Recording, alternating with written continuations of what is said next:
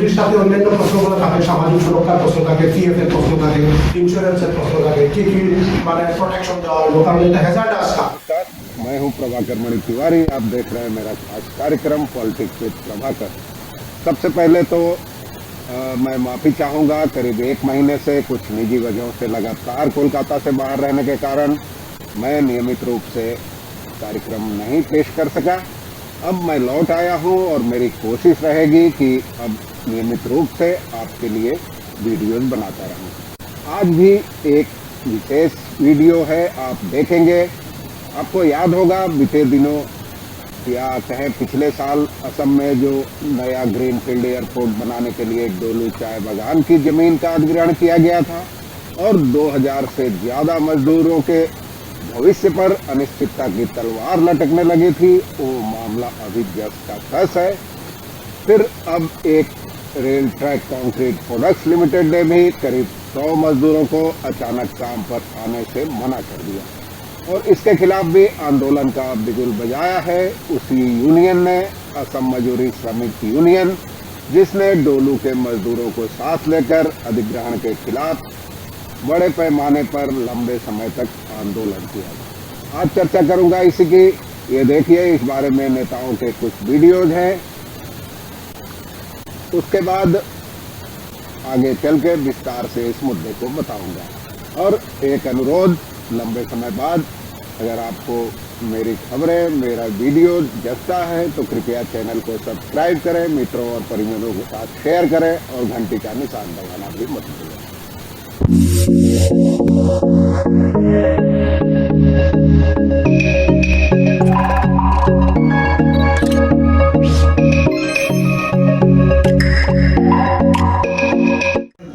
কিন্তু এখন যে পাঁচজনকে জানাই করেছে, এটা যে ফ্যাক্টরি যে ইউনিট আছে, এই ইউনিটে যারা লিড করে এই পাঁচজনকে চাকরি নোটিশ দিয়েছে। 96 জনকে তারা কাজে মানে তারা মৌখিকভাবে জানিয়ে দিয়েছে যে কাজে না ঢোকার জন্য, এবং ফ্যাক্টরির গেট বন্ধ থাকে, কাজের সময় কাজ বন্ধ থাকে, তারা ঢুকতে দেওয়া পুলিশ প্রশাসন দিয়ে বলছে।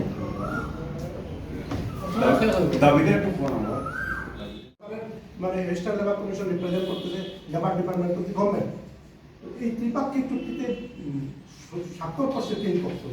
ঘুরিয়া গিয়ে এখানে মজুরির সাথে অন্যান্য প্রশ্নগুলো থাকে, সামাজিক সুরক্ষার প্রশ্ন থাকে, পিএফ এর প্রশ্ন থাকে, ইন্স্যুরেন্সের প্রশ্ন থাকে, কি কি মানে প্রোটেকশন দেওয়া হলো, কারণ এটা হ্যাজার্ডাস কাজ।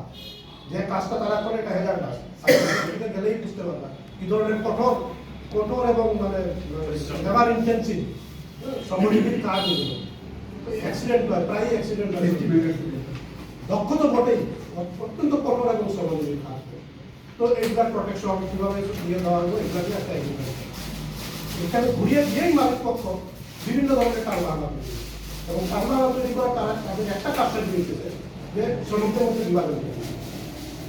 এই শ্রমিক আছে তার উপরে তোমরা 2 শিফটে কাজ করে, 3 নম্বর শিফট আমরা ম্যানেজ করবো, তাহলে তোমাদের লাগবে না। প্রথম তারা শুরু করবে বাইরে থেকে শ্রমিক আনবো, আসামের বাইরে থেকে শ্রমিক আনবো। কেস করে আমরা বের করে, আমরা যদি কোনো বেআইনি করি, আমরা তো যেটা এগ্রিমেন্ট চুক্তি হয়েছে এলসি ম্যাডামের এখানে লেবার কমিশনারও, আমরা তো এই লেবার কমিশনের যেটা এগ্রিমেন্ট বিষয় নিয়ে তো তোদের সাথে আমরা কথা বলছি। ওরা বলে না, যেটাও তোমরা বেশি কথা বললে তোমরা আউট করে দেবো। আমরা বললাম ভাই, আমরা যদি আউট করে দিই তাহলে এখানে তো মাত্র জেরাও মাত্র এরা যদি আউট হয়, এর প্রথমবারে আরো 5 জনকে ওরা বয়লারের লোক আউট করে দিয়েছে। এবার দেখো, আমরাও বলতে গেলে আমরা 5 জনকে ওরা মানে ছাড়াই করে হ্যাঁ, এর আগেরবার আরো 5 জনকে আউট করে দিয়েছে।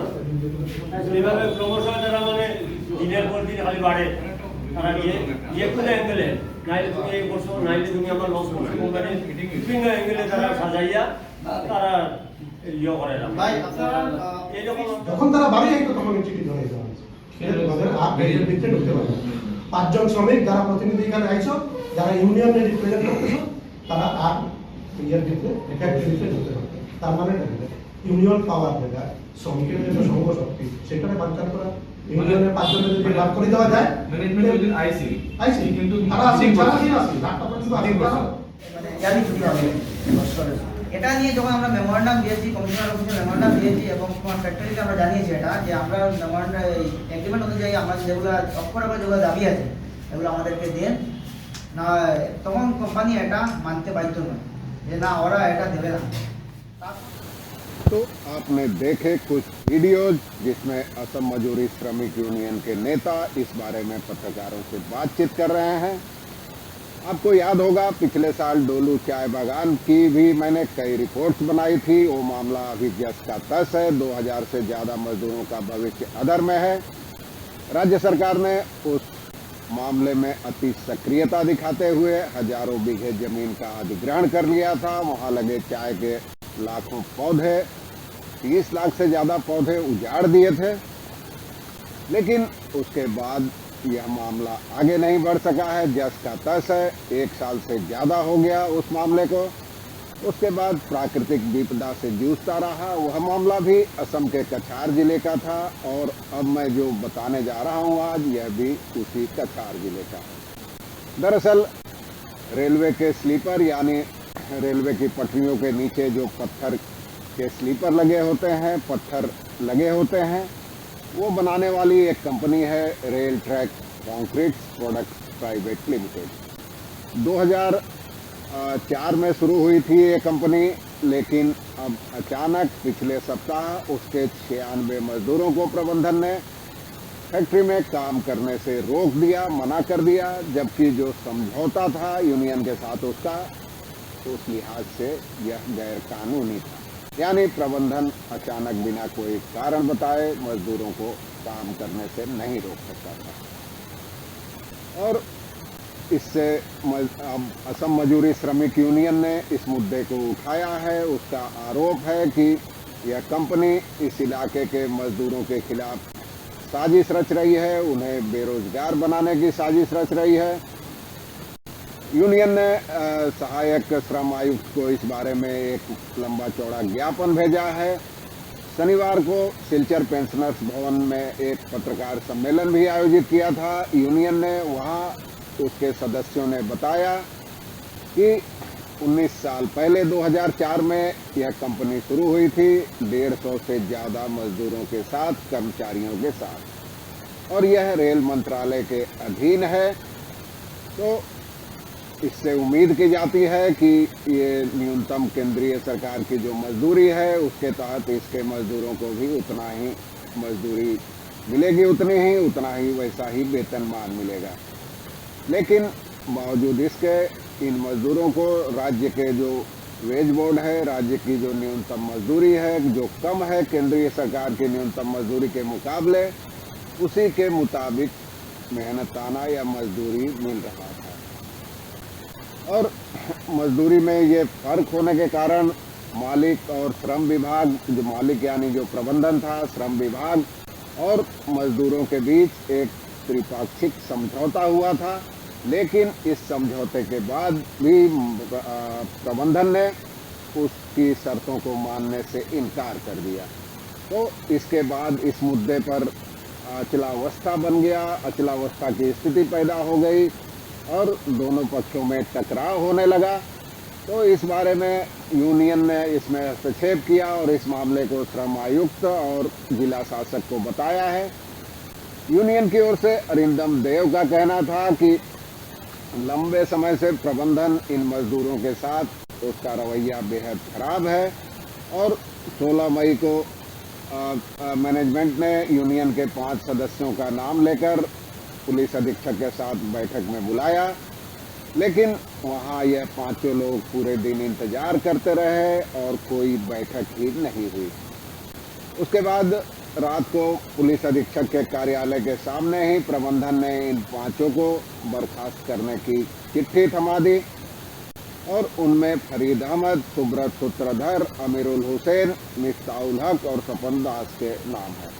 पत्रकार सम्मेलन में फरीद अहमद भी मौजूद थे, सुब्रत सूत्रधर भी मौजूद थे और अमीरुल हुसैन भी मौजूद थे। शनिवार को जो सिलचर में हुआ उसमें इन लोगों ने कहा कि अगले दिन फैक्ट्री के 1 और 2 नंबर यूनिट के बाकी 96 मजदूरों को भी अलिखित रूप से फैक्ट्री में प्रवेश नहीं करने का आदेश दिया गया।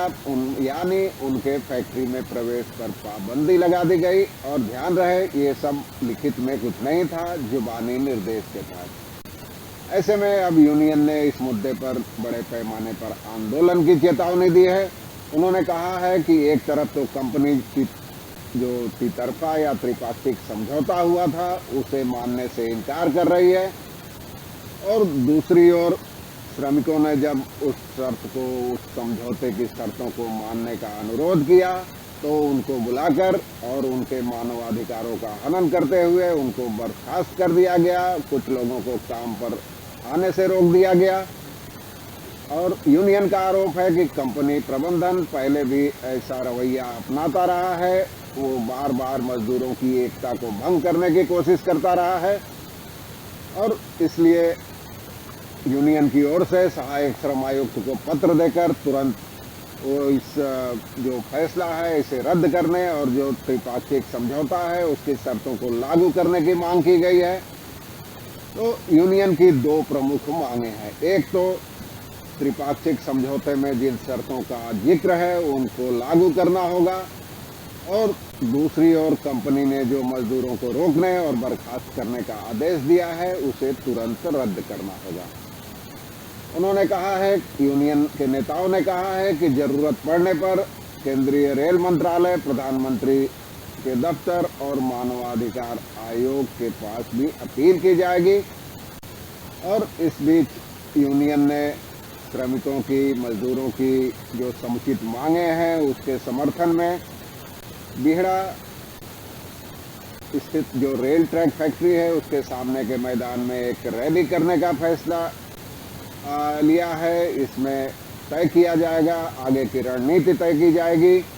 और यूनियन के नेताओं का आरोप है कि rail track concrete products limited को एक नया डोलू बागान नहीं बनने दिया जाएगा, और यूनियन हर कीमत पर इसका विरोध करेगी। तो आखिर असम में ही और खासकर कछार जिले में ही ऐसा क्यों होता रहा है? कछार के लोग पहले से ही राज्य सरकार पर सौतेले रवैया अपनाने का आरोप लगाते रहे हैं, और अब यूनियन के नेताओं ने कहा है कि यह इस बात का सबूत है। पहले डोलू चाय बागान की जमीन जबरन अधिग्रहित की गई और उसके बाद अब इस कारखाने को बंद करने की साजिश रची जा रही है। इलाके के लोगों को बेरोजगार करने की साजिश रची जा रही है, लेकिन हम लोग ऐसा नहीं होने देंगे। तो आज ये पहली कड़ी थी। इस मामले में अब आगे जो होगा मैं नियमित रूप से आपको बताता रहूँगा।